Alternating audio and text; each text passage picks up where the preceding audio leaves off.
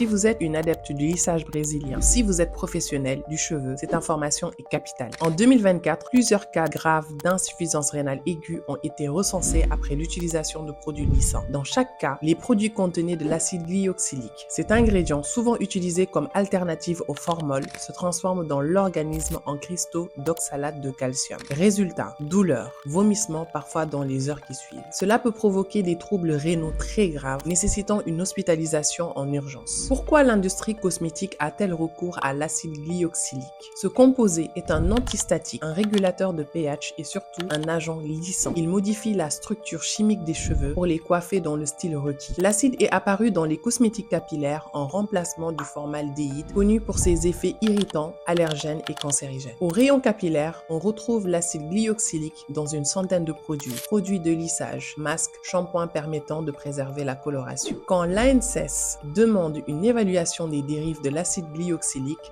ce n'est pas sans raison. Un produit proche, l'acide glycolique, provoque les mêmes effets et on le retrouve dans près de 1500 produits cosmétiques pour les cheveux, le corps et le visage. Donc les peelings, le masque, les sérums et les crèmes. Que vous achetiez en grande surface ou chez votre coiffeur, vous êtes potentiellement exposé. Mais que dit la réglementation? Certains pays, comme Israël, ont interdit l'acide glyoxylique, mais pas ses dérivés, dans les produits capillaires. En France et en Europe, pas d'interdiction. L'ANSES alerte les pouvoirs publics et évalue les risques. Mais pendant ce temps, les produits restent en rayon. En attendant une réglementation plus stricte, voici ce que vous pouvez faire dès maintenant.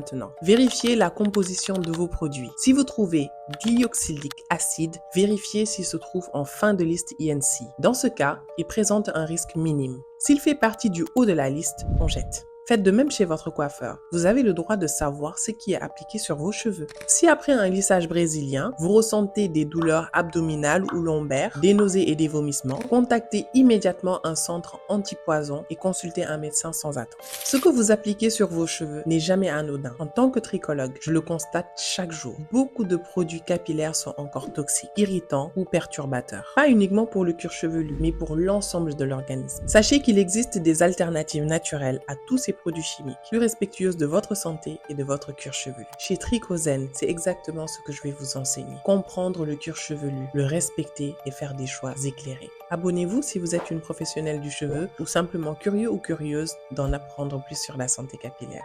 À très vite!